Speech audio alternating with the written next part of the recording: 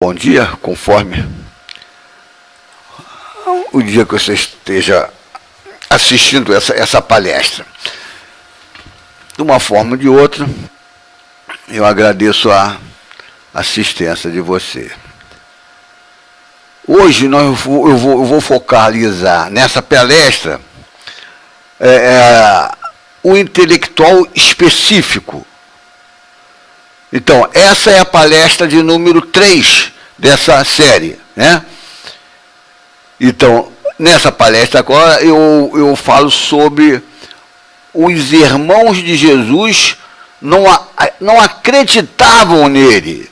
E ainda, tramaram a morte de Jesus. Os próprios irmãos, determinados irmãos de Jesus, não foram todos. Bem mais à frente vou falar sobre alguns que, ao contrário disso, passaram para o lado de Jesus, né? Passaram a integrar o grupo de Jesus, o grupo dos discípulos que Jesus estava preparando, que era Tiago menor e Judas, conhecido também como Judas Tadeu. Mas determinados outros tramaram a morte de Jesus, né? Então, esses determinados irmãos, ou membros da parentela de Jesus, porque o termo que designa irmãos aplicava-se também a primo e outros tipos de parentes, né? Então não se pode distinguir muito bem. Mas então a gente se refere a eles, de modo geral, como irmãos de Jesus. Então determinados irmãos de Jesus não acreditavam nele, conforme disse João, evangelista, e eu já havia citado isso na palestra anterior, né? João, evangelista, diz lá em João 7,5, ele fala assim: com efeito, nem mesmo os irmãos acreditavam nele, né? Os irmãos não acreditavam nele, né? Nem mesmo os irmãos de Jesus acreditavam nele. Mas, como já falei, não eram todos, né? Então, tais irmãos de Jesus também não conseguiram mantê-lo crucificado, entre aspas, né? Esse termo eu expliquei na palestra passada, é bom reiterar agora. Isso aí não tem nem no dicionário, né? Mas eu estou usando para ficar bem caracterizado, porque Jesus usa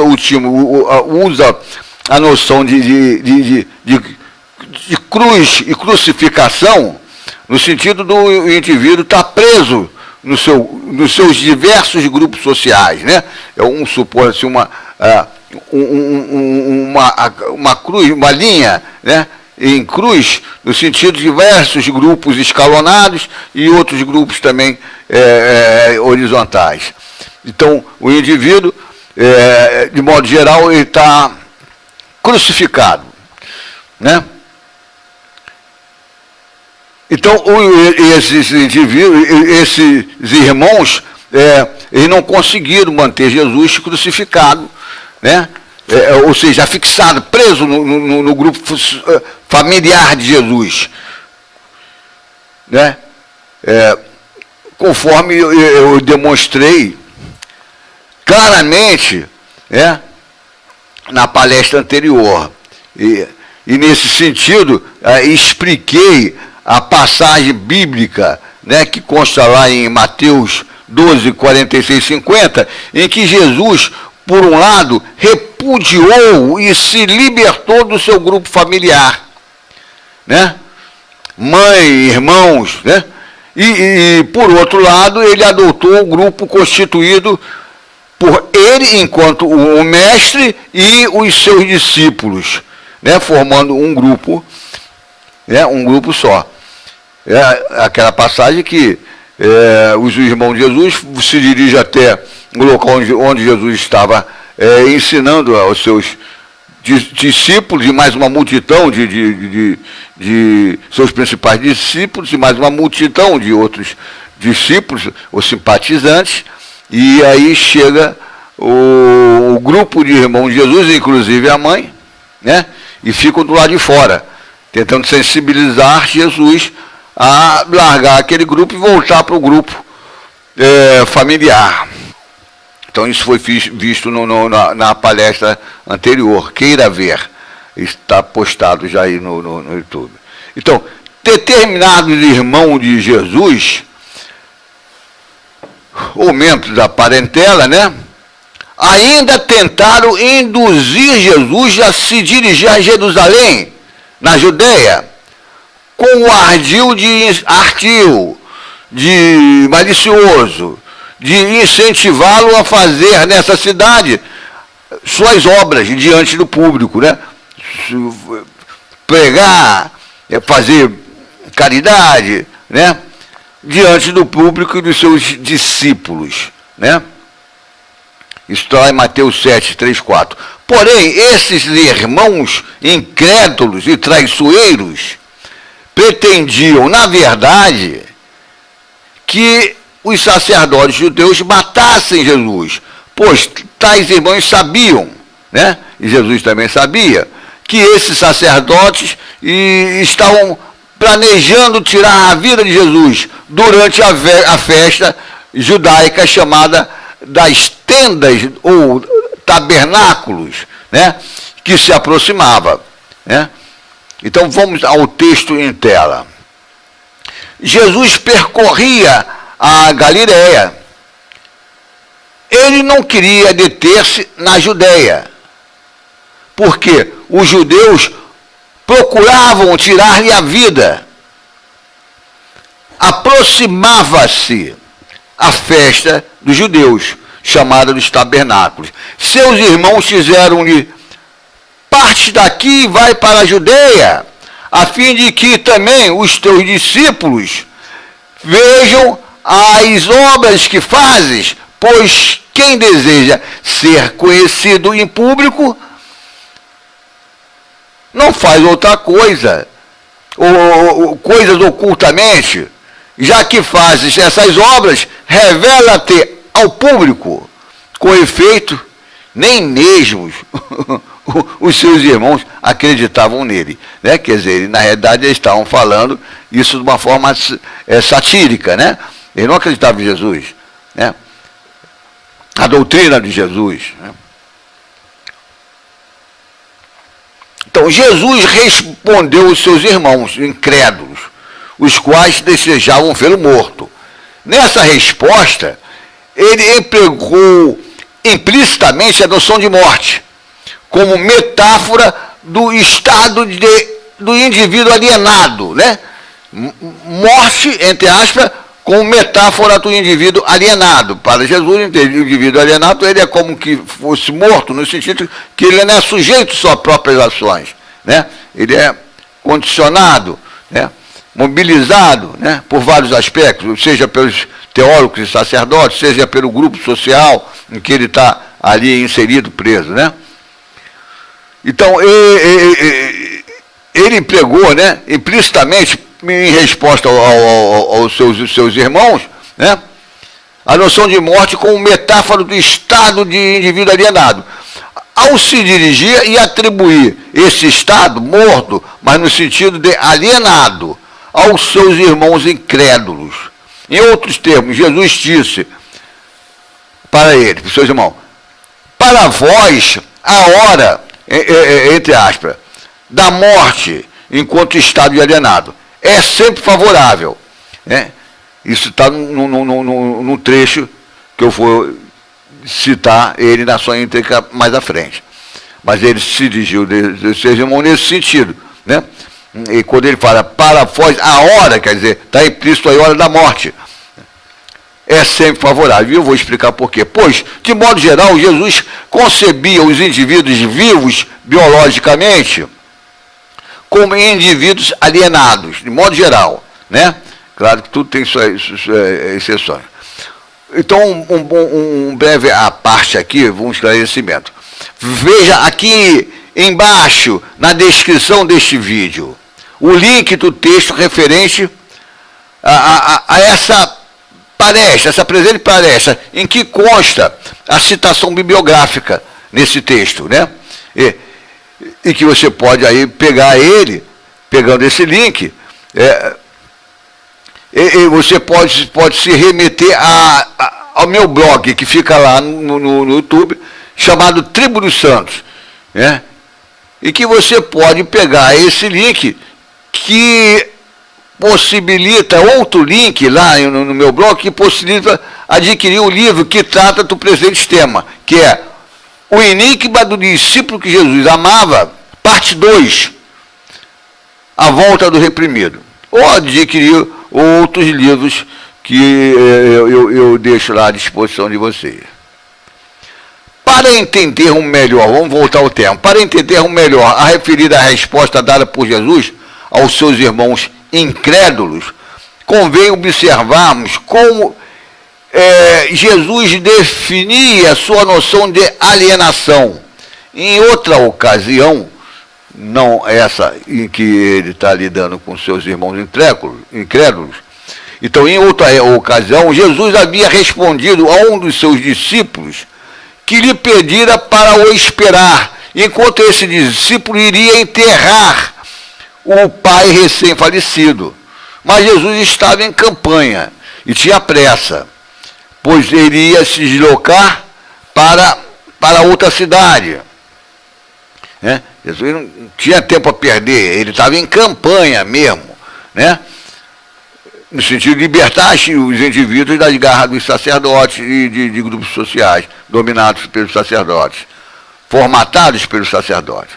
Então Jesus respondeu a esse discípulo que pediu a ele para o aguardar e enterrar o morto. Ele falou assim: deixa que os mortos, aí, entre aspas, né, os indivíduos mortos no sentido de alienado. Então ele disse: deixa que os mortos, indivíduos mortos no sentido de alienado, enterrem os seus mortos, entre aspas. Aí sim, indivíduo morto no sentido literal desse termo. Isso está lá em Mateus 8:22. Então Jesus concebia os indivíduos biologicamente vivos, de modo geral, como alienados. E ele empregava o termo metafórico de morto para esses indivíduos, né? Então, isso traz muita confusão na leitura dos textos, que isso muitas vezes não é explicitado. Às vezes ele chama de cadáver, na realidade ele está se referindo ao indivíduo vivo, né? Mas no sentido metafórico. Então, agora, sabendo que Jesus emprega esse termo, podemos voltar à resposta dada por Jesus aos seus irmãos incrédulos. Jesus lhes informou que da resposta dada, né? Jesus a seus irmãos incrédulos. Ele lhes informou que o término do tempo da vida do próprio Jesus, conforme eu vou citar o texto mais à frente, isto é, a sua morte, né? A sua morte, no sentido literal, ainda não havia chegado. O tempo não havia chegado. Ele está falando isso para os irmãos dele. Embora seus irmãos desejassem a morte dele. Mas, quanto aos seus irmãos, Jesus disse que estes já estavam e permaneceriam, entre aspas, mortos, mas no sentido metafórico desse termo, isto é, alienados, né?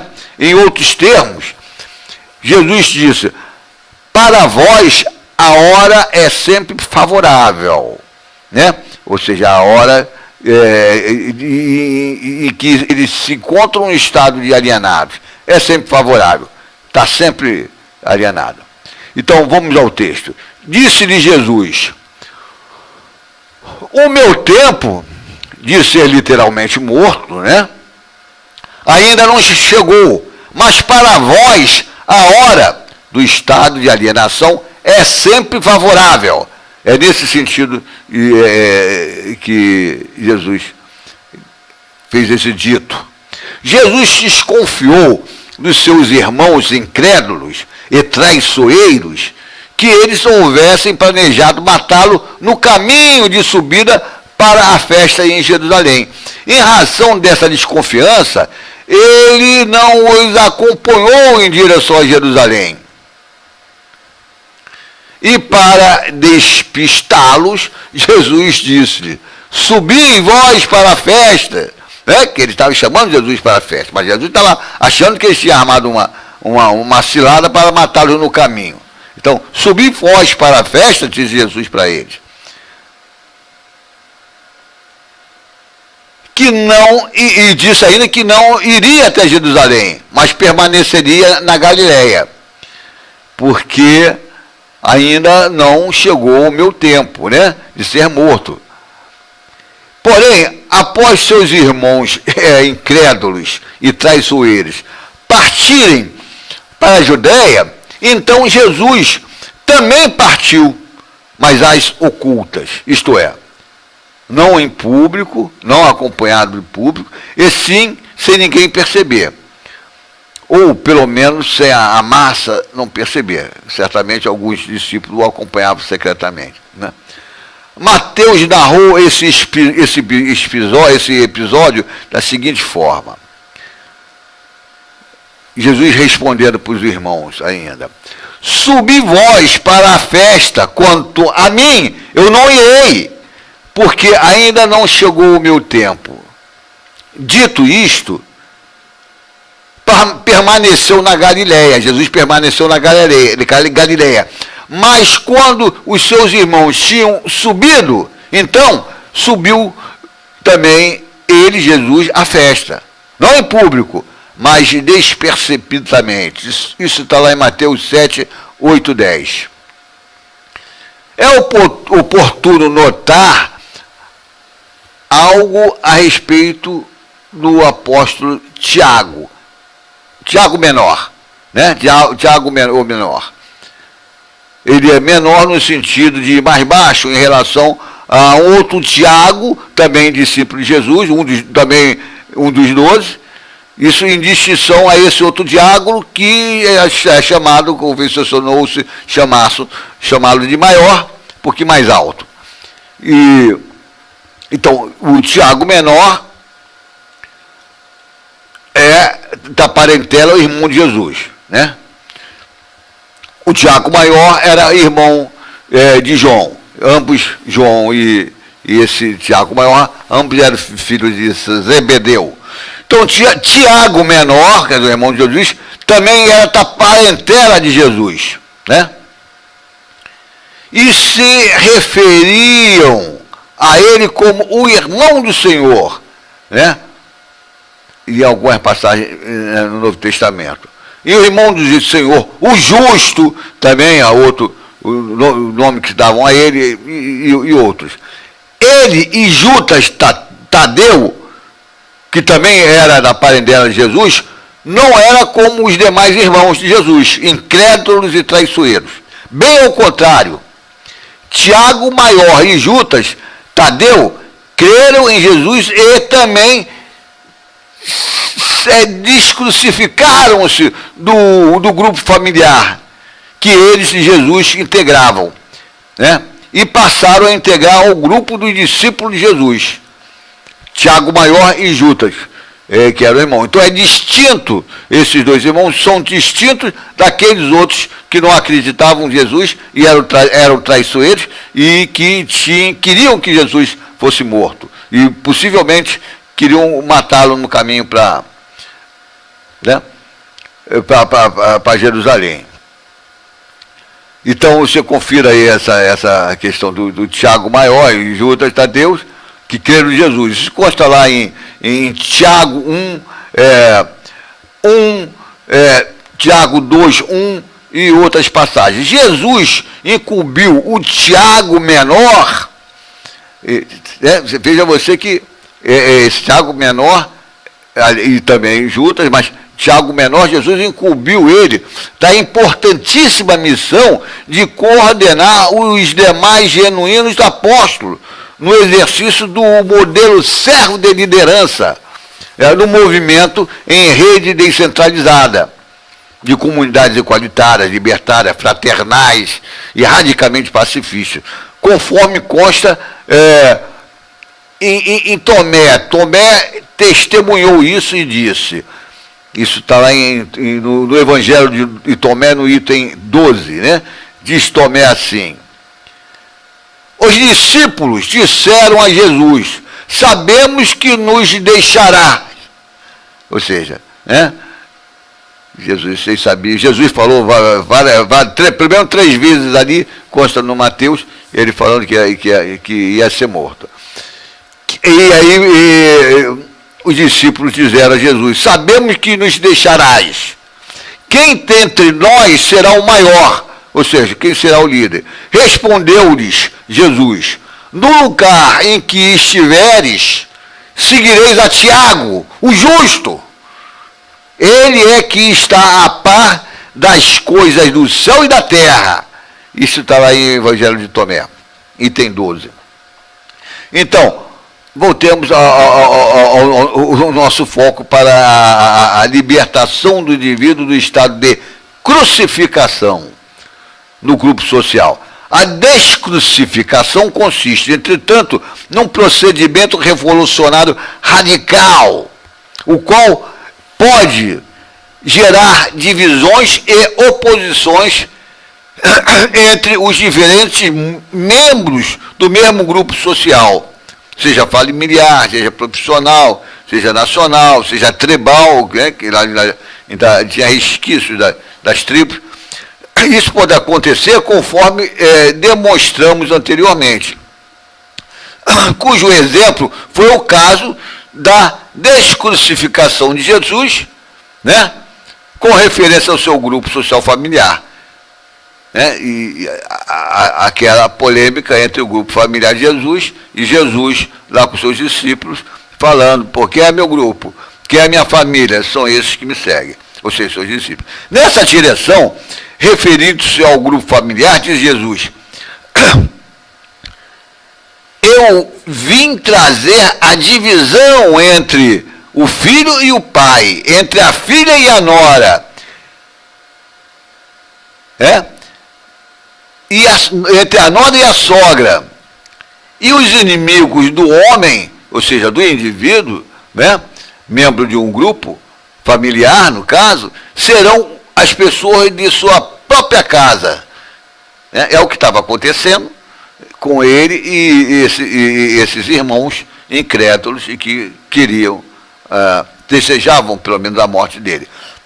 Pois, no curso desse procedimento revolucionário, né, de você romper com o grupo, seja qual for ele, o indivíduo tende, por um lado, a se indispor, mesmo atuando pacificamente, como era o caso de Jesus lá em relação à sua família, e se dispor mesmo pacificamente com os demais membros renitentes no interior de cada grupo, né?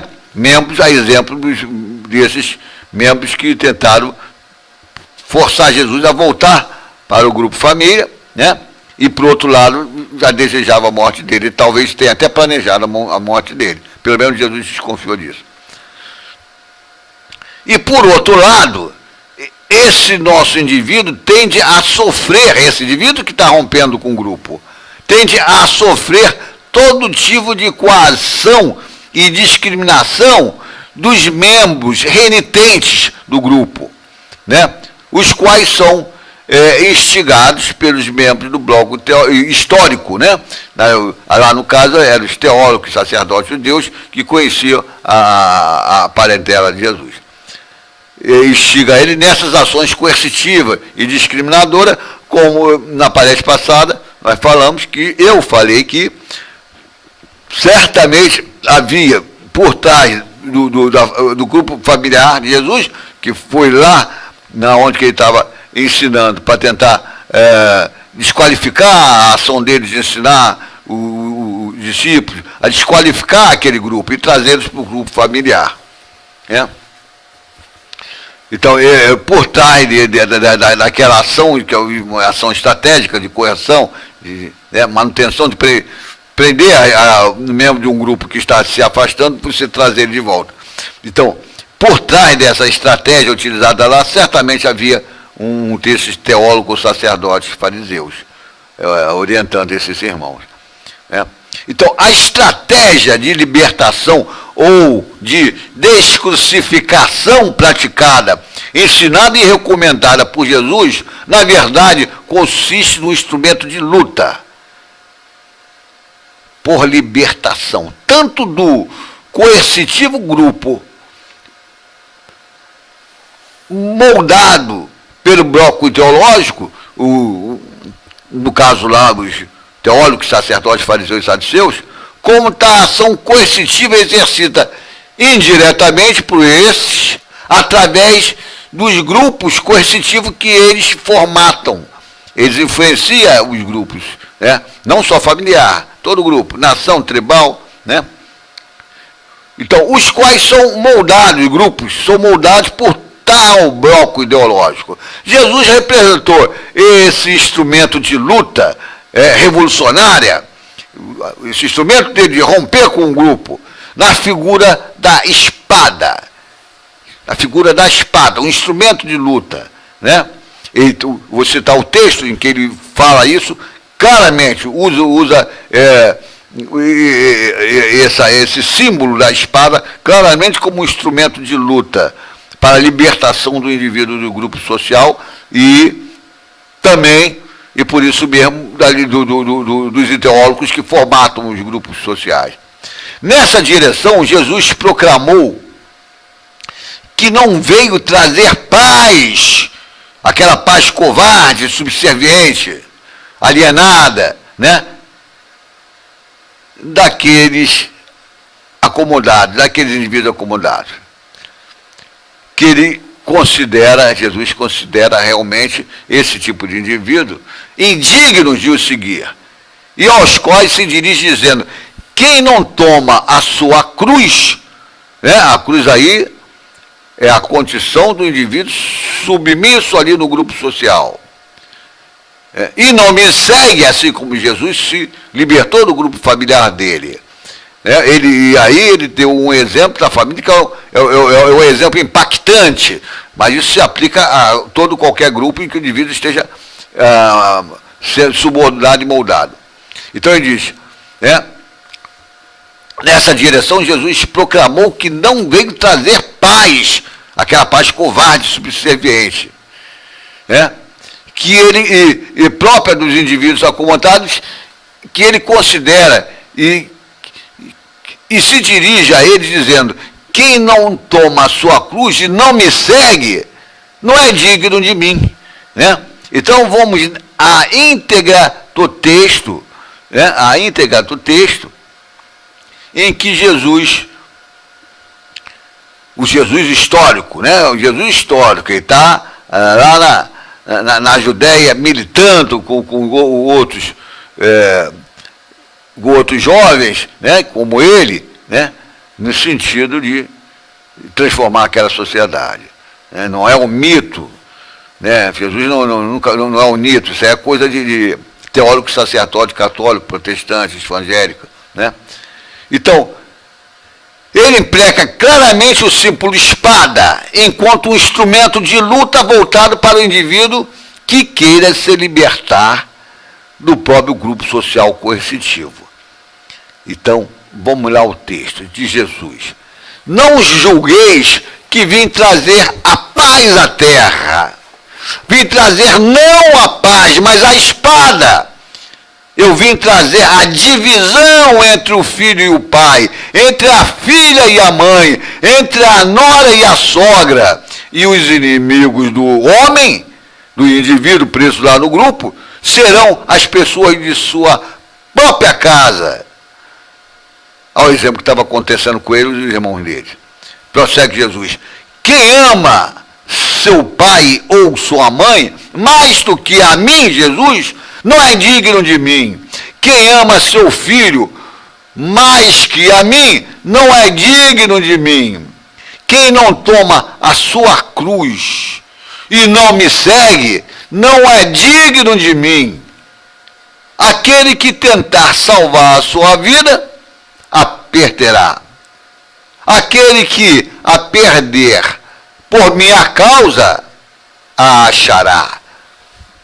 Isso está lá em Mateus 10, 34 e 39. A força impactante dessa imagem, da imagem ideal, era respaldada, desse texto, era respaldada pelo Evangelho, né, que estavam lá registrados, e respectiva prática, a prática exercida pelos genuínos apóstolos e demais seguidores de Jesus, e os sucessores dos apóstolos também. João, Mateus, Felipe, Tomé, Maria Madalena e outros exerciam essa prática. Assim, a força da marca registrada por Jesus histórico, a espada da libertação do grupo social, então se propagava rapidamente. Né? A estratégia de libertação do indivíduo crucificado em seus grupos sociais específicos, né? Familiar, gênero, né? Gênero, você tem lá masculino, feminino, mas você tem o gay, tem o lésbica, tem várias outras, né? Então, você transita ali, Jesus mesmo transitava nessa situação. Então, na verdade, quer dizer, a estratégia de libertação do indivíduo crucificado em seus grupos específicos, né? Família, tribo, nação, religião, na verdade, pode ser entendida melhor através da assemelhada estratégia de atuação política proposta por Michel Foucault e chamada de intelectual específico, conforme tratamos na palestra número 1 desse tema, na primeira palestra. Quer dizer, Foucault ele fala sobre intelectual específico, nesse sentido, ele atuar dentro dos seus grupos específicos, daí o termo específico, a qualidade específica que ele dá para o intelectual, na definição desse seu conceito.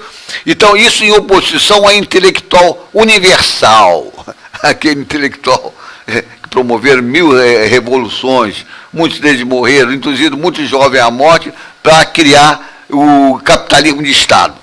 Aquilo nunca foi comunismo. Na Rússia, União Soviética, em vários lugares do mundo.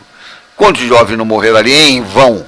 Né? O que eles reproduziram, né, foi uma nova sociedade, um novo Estado, capitalismo de Estado, na realidade, né, hierarquizada. Né?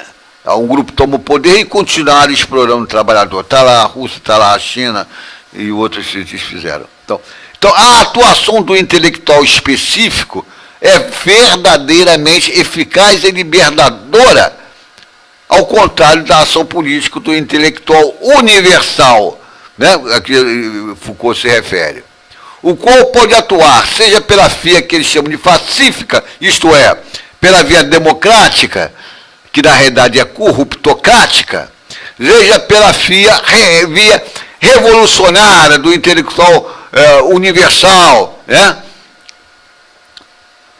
Voltado para a revolução violenta, e mesmo a ação orgânica, está trabalhando ali junto com os sindicatos, com membros de sindicatos e grupo de mulheres, ou coisa do gênero. Quando esse modo orgânico for voltado para preparar a revolução violenta, né? Então não tem eficácia nenhuma, a história mostrou isso de forma marcante, né? Está lá claro e evidente para quem enxerga. Então, por esta ótica, Foucault, enquanto filósofo, ativista e libertário também, né, poderia parafrasear Jesus: toma a sua especificidade sociais e siga-me. Né? Parafrasear Jesus, que diz: toma a sua cruz e siga-me. Né? E Foucault está falando: toma a sua especificidade, que ele explica lá no primeiro palestra, eu citei o trecho que Foucault define essa noção de intelectual específico. Ele fala, é o grupo profissional, quem trabalha, o lugar de trabalho, na faculdade, na família, na vizinhança, no sexo, ou seja, no gênero. Então veremos posteriormente mais analogias entre a noção de espada, da espada de descrucificação em Jesus e, do outro lado, a de intelectual específico em Foucault posteriormente. Então aqui eu encerro essa palestra, agradeço a atenção dos senhores, né? E preste atenção no link aqui embaixo, né? E que nesse link eu posto ele, o texto lá no meu blog, Triplo dos Santos, e lá você pode ver o texto, a palestra na forma de texto e ter acesso às citações bibliográficas que constam nela. Né? E pode até, inclusive, conhecer os meus e até adquirir.